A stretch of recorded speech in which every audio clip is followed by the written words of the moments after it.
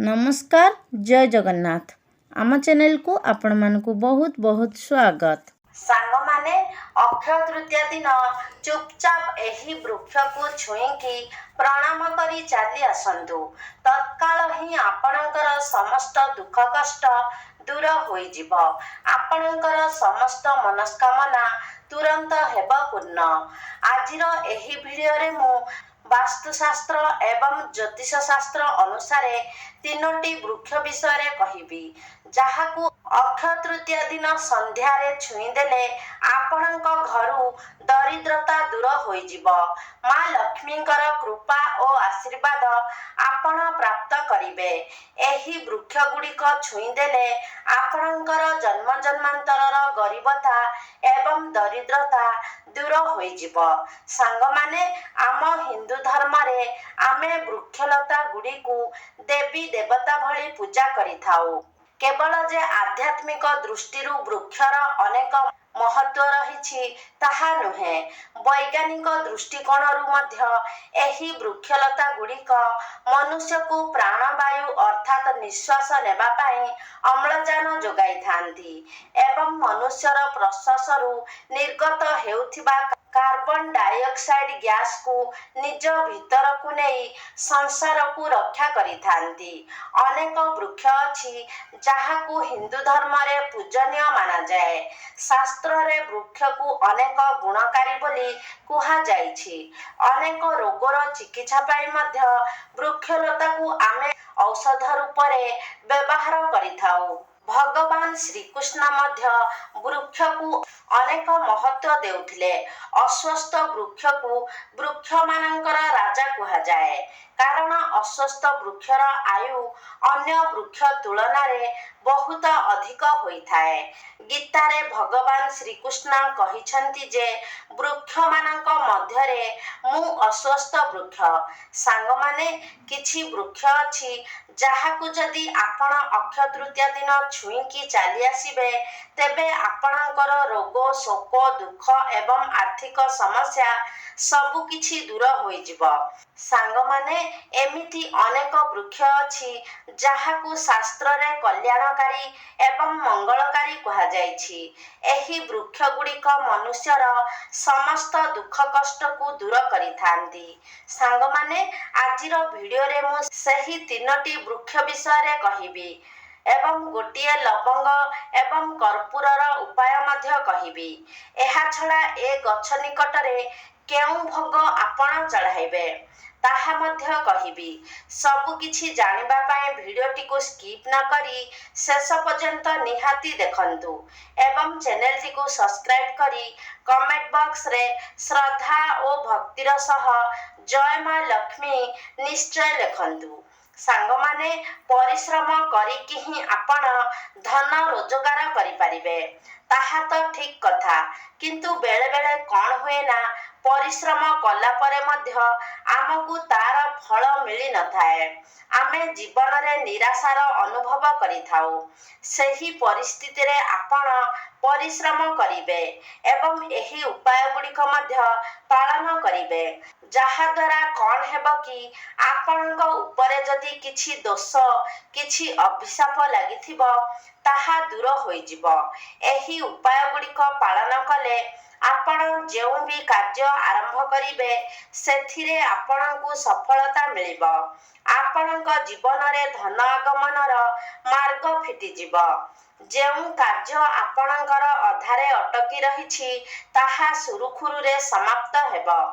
आपणक कुंडली रे लागिथिबा ग्रह दोष अभिशाप को ए वृक्ष निज भीतर को नै नेबो। सांग माने एही वृक्ष को छुईकी आसीबा परे आपण निज जीवन रे एक सकारात्मक एवं चमत्कारी परिवर्तन अनुभव करिवे। सर्वप्रथम वृक्ष हेउछि पारिजात वृक्ष जहाकू आमे गंगशिउली वृक्ष नाम रे मध्य जानि थाउ। ପାରିଜାତ ବୃକ୍ଷ ସମୁଦ୍ର ମନ୍ଥନ ସମୟରେ ପ୍ରକଟ ହୋଇଥିଲା। ଏହି ବୃକ୍ଷକୁ ଦେବରାଜ ଇନ୍ଦ୍ରଙ୍କ ନନ୍ଦନ ବନରେ ରୋପଣ କରାଯାଇଥିଲା। ପରବର୍ତ୍ତୀ ସମୟରେ ଶ୍ରୀକୃଷ୍ଣ ମାନବ କଲ୍ୟାଣ ପାଇଁ ଏ ପାରିଜାତ ବୃକ୍ଷଟିକୁ ଧରାପୃଷ୍ଠକୁ ଆଣିଥିଲେ। କୁହାଯାଏ କି ମନୁଷ୍ୟ ଶରୀରର ଏବଂ ମନର ସମସ୍ତ ଥକାପଣ ଏ ବୃକ୍ଷକୁ ଛୁଇଁବା ମାତ୍ରେ ହିଁ ଦୂର ହୋଇଯାଇଥାଏ। ଆପଣ କ'ଣ କରିବେ ନା ଅକ୍ଷୟ ତୃତୀୟା ଦିନ ଏ ବୃକ୍ଷ ନିକଟରେ ଯାଇ ସନ୍ଧ୍ୟା ସମୟରେ ଏକ ଘିଅର ଦୀପ ଜଳାଇବେ। ଏହାପରେ ସେ ଗଛ ମୂଳରେ ଗୋଟେ ଲବଙ୍ଗ ଏବଂ ଗୋଟେ କର୍ପୂର ରଖି ନିଜ ମନସ୍କାମନାକୁ ଜଣାଇବେ। ଅକ୍ଷୟ ତୃତୀୟା ଦିନ ଏ ବୃକ୍ଷରେ ସ୍ୱୟଂ ଲକ୍ଷ୍ମୀ ନାରାୟଣ ନିବାସ କରିଥାନ୍ତି। ଏହି ବୃକ୍ଷକୁ ଛୁଇଁକି ପ୍ରଣାମ କରିବା ପରେ ଆପଣଙ୍କ କୁଣ୍ଡଳୀରେ ଲାଗିଥିବା ସମସ୍ତ ଦୋଷକୁ ଏ ବୃକ୍ଷ ନିଜ ଭିତରକୁ ନେଇନେବ। ଆପଣଙ୍କର ଦୁର୍ଭାଗ୍ୟ ସୌଭାଗ୍ୟରେ ବଦଳିଯିବ। ନିଜ ମନସ୍କାମନା କହିସାରି ସେ କର୍ପୂରକୁ ଜଳାଇ ଦେଇ ତା ଉପରେ ସେ ଲବଙ୍ଗକୁ ପକାଇଦେବେ। କେବଳ ଏତିକି ଉପାୟ ଅକ୍ଷୟ ତୃତୀୟା ଦିନ ସନ୍ଧ୍ୟାରେ କରିନେଲେ ଆପଣଙ୍କ ବନ୍ଦ ଭାଗ୍ୟର ତାଲା ଖୋଲିଯିବ। ଦ୍ୱିତୀୟ ବୃକ୍ଷଟି ହେଉଛି ଡିମିରି ଗଛ। ସାଙ୍ଗମାନେ, ଯଦି ଆପଣଙ୍କ ଘର ପାଖାପାଖି ପାରିଜାତ ବୃକ୍ଷ ନାହିଁ ତେବେ ଆପଣ ଡିମିରି ବୃକ୍ଷକୁ ମଧ୍ୟ ଛୁଇଁକି ପ୍ରଣାମ କରିପାରିବେ। ଡିମିରି ବୃକ୍ଷକୁ ସ୍ୱୟଂ ନୃସିଂହ ଭଗବାନ ଆଶୀର୍ବାଦ କରିଛନ୍ତି। ଅକ୍ଷୟ ତୃତୀୟା ଦିନ ସନ୍ଧ୍ୟାରେ ଆପଣ ଡିମିରି ବୃକ୍ଷ ମୂଳରେ ଯାଇ ଏକ ଘିଅର ଦୀପ କିମ୍ବା ରାଶି ତେଲର ଦୀପ ନିଶ୍ଚିତ ଜଳାନ୍ତୁ।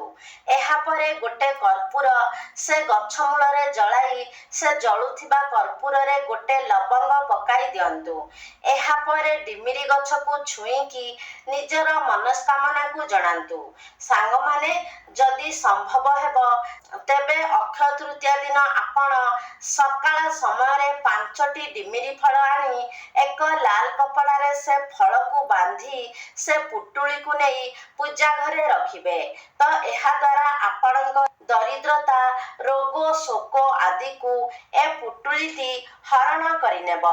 ଧ୍ୟାନ ରଖିବେ ଯେ ଡିମିରି ଫଳକୁ ସନ୍ଧ୍ୟା ସମୟରେ ତୋଳିବେ ନାହିଁ, ସକାଳ ସମୟରେ ହିଁ ତୋଳିବେ ଏବଂ କୁହାଯାଉଥିବା ଉପାୟକୁ ଆପଣ ସନ୍ଧ୍ୟା ସମୟରେ ପାଳନ କରିବେ।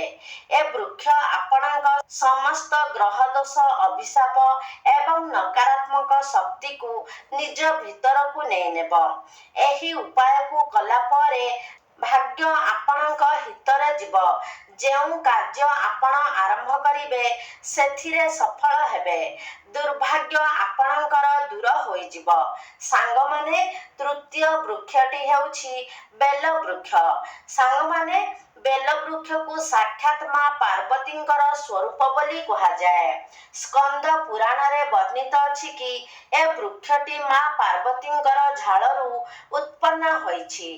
ବେଲ ବୃକ୍ଷର ପତ୍ରରେ ମହାଦେବ, ଡାଳରେ ମାତା ପାର୍ବତୀ ଏବଂ ମୂଳରେ ବ୍ରହ୍ମା ଭଗବାନଙ୍କର ବାସ ହୋଇଥାଏ। ସାଙ୍ଗମାନେ, ଅକ୍ଷୟ ତୃତୀୟା ଦିନ ସନ୍ଧ୍ୟା ସମୟରେ ବେଲଗଛ ମୂଳରେ ଗୋଟେ ଘିଅର ଦୀପ ନିଶ୍ଚୟ ଜଳାଇବେ। ଏହାକୁ ଅତ୍ୟନ୍ତ ଶୁଭ ମାନାଯାଏ। ଅକ୍ଷୟ ତୃତୀୟା ଦିନ ସନ୍ଧ୍ୟାରେ ବେଲଗଛ ମୂଳରେ ଘିଅର ଦୀପ ଜଳାଇଲେ ଆପଣଙ୍କ ଘର ଧନ ଧାନ୍ୟରେ ପୂରି ଉଠିବ। ଏହି ବୃକ୍ଷକୁ ଛୁଇଁବା ମାତ୍ରେ ହିଁ ମନୁଷ୍ୟର 1000 ପାପର ନାଶ ହୋଇଥାଏ। ସାଙ୍ଗମାନେ, କୁହାଯାଏ ଯେଉଁ ଲୋକମାନେ ତୀର୍ଥଯାତ୍ରା କରିପାରୁନାହାନ୍ତି ସେମାନେ ଶ୍ରାବଣ ମାସରେ ଯଦି ମାସ ସାରା ବେଲ ବୃକ୍ଷ ମୂଳରେ ଘିଅର ଦୀପ ଜଳାଇବେ ତେବେ ସେ ବ୍ୟକ୍ତିକୁ ତୀର୍ଥଯାତ୍ରା ନ ଯାଇ ମଧ୍ୟ ସମସ୍ତ ତୀର୍ଥର ପୁଣ୍ୟଫଳ ପ୍ରାପ୍ତ ହେବ। ସାଙ୍ଗମାନେ, ଅକ୍ଷୟ ତୃତୀୟା ଦିନ ସନ୍ଧ୍ୟାରେ ବେଲଗଛ ମୂଳରେ ଦୀପ ଜଳାଇ ସାରି ଆପଣ ଗୋଟିଏ କର୍ପୂର ଏବଂ ଲବଙ୍ଗକୁ ଜଳାଇ ଦେବେ ଏବଂ ନିଜର ମନସ୍କାମନାକୁ ବେଲବୃକ୍ଷ ନିକଟରେ ପ୍ରକାଶ କରିବେ। ଯଦି ଆପଣଙ୍କ ପାଖରେ ଦୁଦୁରା ଗଛର ଫଳ କିମ୍ବା ଫୁଲ ଅଛି ତାହା ମଧ୍ୟ ଆପଣ ଏହି ବେଲବୃକ୍ଷ ମୂଳରେ ଅର୍ପଣ କରିବେ। ଏହି ଉପାୟକୁ କଲା ପରେ ଆପଣଙ୍କ ଜୀବନରୁ ଦରିଦ୍ରତା ଦୂର ଦୂରେଇ ଯିବ। ଶନି ରାହୁ କେତୁଙ୍କର କିଛି ଦୋଷ କିମ୍ବା ଅଭିଶାପ ଆଦି କଟିଯିବ। ଏହି ବେଲବୃକ୍ଷ ମୂଳରେ ଦୀପ ଜାଳିଲେ ପିତୃପୁରୁଷ ମଧ୍ୟ ଆମକୁ ଆଶୀର୍ବାଦ କରିଥାନ୍ତି। ସାଙ୍ଗମାନେ, ଅକ୍ଷୟ ତୃତୀୟା ଦିନ ସକାଳେ ଯଦି ଆପଣ ବେଲବୃକ୍ଷ ମୂଳରେ ଯଦି କ୍ଷୀର ଢାଳିବେ, ତେବେ ମଧ୍ୟ ଆପଣଙ୍କର ଅନେକ ସମସ୍ୟାର ସମାଧାନ ହୋଇଯିବ। ଏହି 3ଟି ବୃକ୍ଷ ଯଦି ଆପଣଙ୍କ ଘର ପାଖରେ ନାହିଁ, ତେବେ ଆପଣ ନିମ୍ବ ଗଛରେ ମଧ୍ୟ ଏ ଉପାୟ କରିପାରିବେ।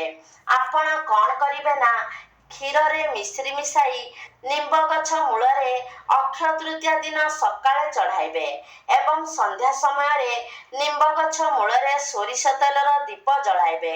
କେବଳ ଏତିକି ଉପାୟ କଲେ ଦରିଦ୍ରତା ଆପଣଙ୍କ ଘରୁ ଦୂରେଇ ଯିବ।